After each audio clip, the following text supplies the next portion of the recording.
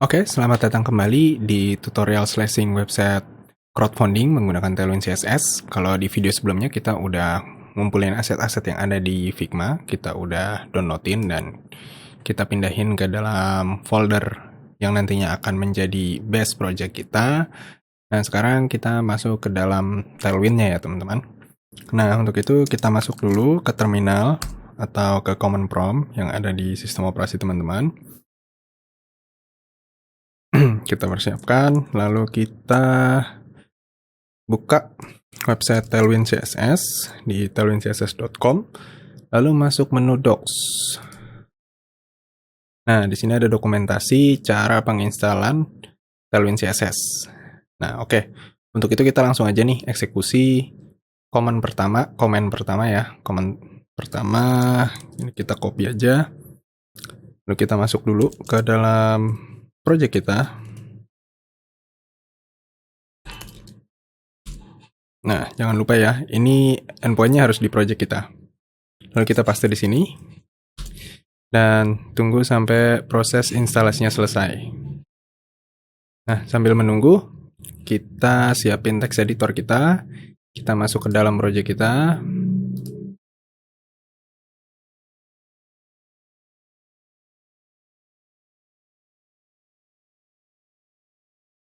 Nah, ini kita open. Close-in dulu ya. Nah, oke teman-teman. Nah, di sini setelah kita install, ini instalasinya berarti udah selesai ya. Setelah kita install, di sini nanti akan ada tambahan, ada folder node modules, ada package log.json, dan ada package JSON ya. Ini adalah komponen dari Tailwind CSS yang barusan kita install. Nah, selanjutnya kita eksekusi command kedua. Nah, fungsi command ini adalah untuk menginisiasi kalau kita mau pakai Tailwind CSS ya. Makanya command-nya belakangnya init. Lalu kita eksekusi. Nah, setelah kita eksekusi, di sini tertulis ya, create Tailwind CSS config file di tailwind.config.js. Nah, kalau kita masuk ke dalam text editor, nah ini nambah ya, Tailwind config. Nah, oke, kita lanjut. Kita lihat lagi dokumentasinya. Nah, kalau misalkan kita buka tailwind.config.js, maka akan muncul seperti ini ya. Akan muncul seperti ini ya, kayak tadi. Nah, sekarang di sini pada bagian konten, di parameter konten kita disuruh nambahin ini nih. Nah, ini maksudnya apa sih? Ini adalah sebuah inisiasi kalau misalkan nanti file yang kita buat itu ada di folder src ya, ada di folder src. Lalu kalau misalkan kita ada folder di dalamnya, lalu ada file di dalamnya seperti itu. Nah, tapi nanti kita mau bikin indeksnya pertama tuh di root aja ya. Nih, di sini kita buat index.html di root, jadi bukan di src. Nah, tapi kita mau aset atau css-nya itu ada di src. Sekarang kita bikin nih src. Ya, oke, seperti ini. Nah, oke.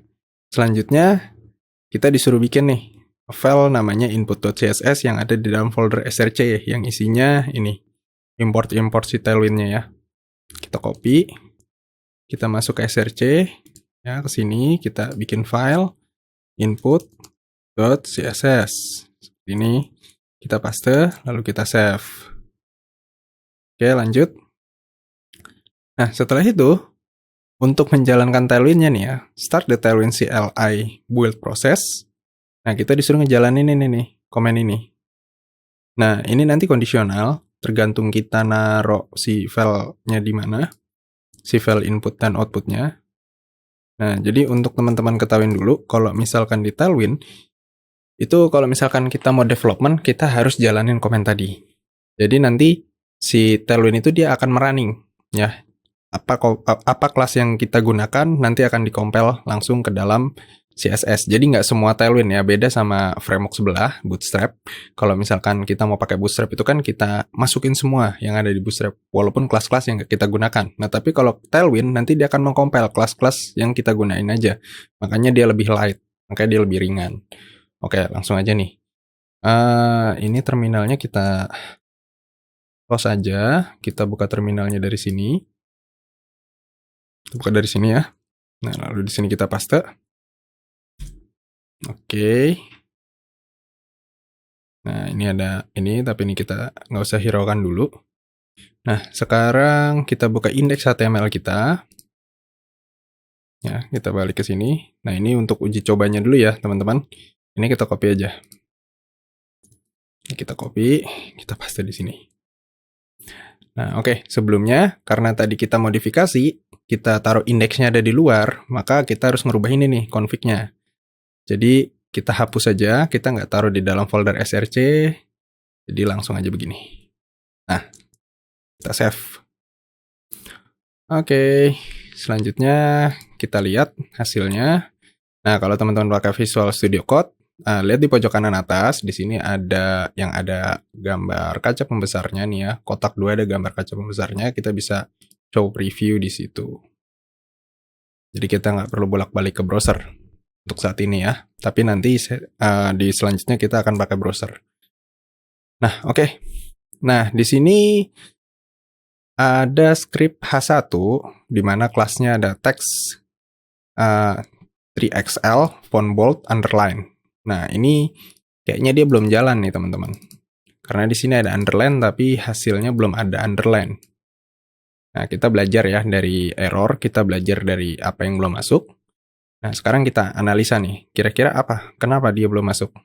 Nah, di sini kan ada link CSS ya, ada embed CSS yang dia itu ada di root output CSS. Nah, karena tadi kalau di dokumentasinya kita harus meletakkan indeksnya ada di src, dan sekarang kita memodifikasi indeksnya ada di luar src, maka kita sesuaiin di sininya. Tinggal kita masukin src.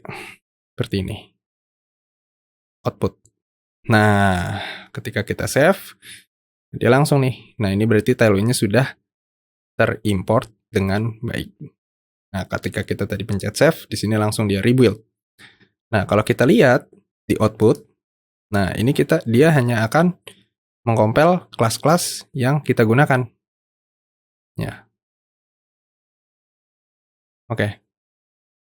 Selanjutnya, di sini kita ke Figma dulu. Nah, kemarin kan ada beberapa yang belum kita import ya. Terutama di font, di bagian font. Nah, ini fontnya itu dia pakai Poppins. Nah, kemarin itu kita udah cari fontnya itu di fonts.google.com. Nah, oke, sekarang kita cari lagi di sini Poppins. Nah, ini. Sekarang kita mau import font ini ke dalam project kita. Gimana caranya? Oke, langsung aja. Di sini kalau kita lihat, ini saya get font dulu ya. Saya get font. Nah, nanti di sini ada pilihan. Ada get embed code atau di download. Nah, untuk mengurangi beban di project kita pakai yang get embed code. Nah, jadi ada beberapa cara dalam mengimport sebuah font ke dalam project kita. Yang pertama itu kita include dia di head. Nah, ini kita copy. Ini cara pertama ya. Kita copy, kita masukin ke sini. Nah, ingat posisinya ada di atas output. Ya, karena nanti akan dipakai di output. Jadi, kita taruhnya dia di belakang output. Saya rapin dulu. Oke. Nah, gimana caranya nginput dia? Biar nanti dia jadi kelas kayak gini. Nah, kita masuk ke sini. Ya. Kita masuk ke sini, lalu kita isi ini di extend. Masukin di sini font family. Ya, seperti ini. Nah, lalu di sini kita kasih nama fontnya. Poppins. Nah, ini bebas sih sebenarnya teman-teman mau pakai nama apa aja. Tapi kita sesuaiin aja ya dengan font yang udah di nama fontnya, maksudnya. Nah, di sini kasih nama Poppins, lalu nama family-nya dia sans serif. Seperti ini. Nah, sekarang kita tinggal manggil nih di Poppins ini ke dalam ini. Gimana caranya? Kita langsung aja di sini. Font Ya, Poppins. Nah, dia langsung ada nih. Langsung ada di dalam ini ya, di dalam suggestion. Di dalam suggestion dia langsung ada Poppins. Sekarang kalau kita save, nah dia berubah fontnya. Nah, ini bandingin ya. Ini kalau belum pakai font Poppins. Ini kalau udah. Nah, dia berubah. Jadi fontnya pakai Poppins. Berarti kita import font sudah sempurna. Oke, tadi kan cara pertama tuh untuk mengimport font. Nah, sekarang ada cara kedua nih, cara yang lebih expert dari cara ini. Oke. Sekarang kita hapus dulu nih. Nah, kalau dihapus dia berubah. Cara keduanya, cara yang lebih expert, yang agak expert, nah, itu kita pakai import. Nah, di sini. Ini kita copy aja nih, import ini. Ini kita copy. Nah, lalu masukin ke dalam input CSS. Nah, masukinnya di mana? Di atas sini. Save. Nah, dia berubah. Kalau teman-teman salah input, misalkan nih, di inputnya di bawah nih, harusnya dia nggak akan masuk. Nah, dia nggak masuk. Ya kan? Fontnya nggak berubah kan? Nah, tapi kalau teman-teman inputnya di atas, di sini, nah, dia akan berubah. Nah, makanya di sini teman-teman harus menghindari salah input ya. Ingat, input itu selalu di atas. Di atas, baik itu di dalam input CSS, import itu harus selalu ada di atas. Baik itu ada di dalam input CSS atau yang kita pakai di sini. Yang di dalam head HTML. Tadi yang cara pertama ya. Oke. Nah, selanjutnya kita akan import warna. Nah, sebelumnya kita kenalan dulu nih. Sebetulnya di Tailwind tuh ada color apa aja sih? Nah, kalau kita lihat di sini ya. Background color. Background color. Nah, kalau kita lihat. Nah, sebetulnya di Tailwind tuh udah nyiapin warna-warna banyak nih ya. BG Slate, ada Gray, ada Zinc, ada Neutral, dan lain-lainnya. Nah, tapi di antara warna ini, nggak ada nih warna yang sesuai atau yang sama, mirip dengan warna yang ada di Figma, yang udah dibuat sama desainer kita. Nah, sekarang kita bisa import dia. Kita bisa import, itu juga dengan dua cara. Sekarang kita pakai cara pertama dulu ya, cara yang gampang. Misalkan saya mau menjadikan warna ini, ya warna di navbar ini sebagai background tulisan Hello World. Nah, itu cara pertama, kita bisa pakai BG. Nah, sebelumnya kita belajar dulu nih apa yang udah ada ya. Kalau misalnya kita mau pakai yang udah ada dulu nih warnanya, misalkan BG Slate 700. Kita save, nah dia akan berubah seperti ini. Jadi penggunanya gitu aja, panggil kelasnya BG Slate 700. Nah, karena tadi warnanya nggak ada, kita bisa custom. Customnya dengan cara, ini BG strip, slate-nya dihapus, kita pakai 2 kurung, begini. Nah, lalu masukin kode warnanya. Kita ke Figma, lalu kita lihat kode warnanya. Nah, ada di sini. Kode warnanya ya. Kita copy. Kita ke sini, kita paste. Kepanjangan, kelengkapan. Kelengkapan warnanya. Nah, dia sesuai dengan warna yang tadi ya, dengan navbarnya. Sama ya. Nah, ini cara pertama. Cara keduanya, kita bisa kayak font tadi, kita include. Jadi, nanti jadinya kelas. Kalau gini kan ngeliatnya agak nggak enak ya. Agak kurang rapi gitu ngeliatnya. Nah, sekarang kita pergi ke sini, ke Tailwind config CSS.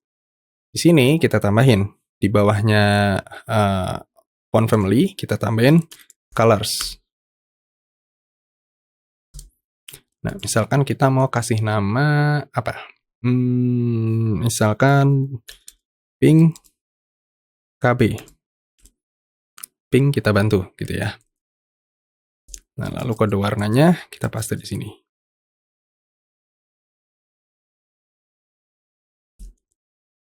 Nah, nanti secara otomatis, ini kalau kita hapus, ini kita hapus dulu.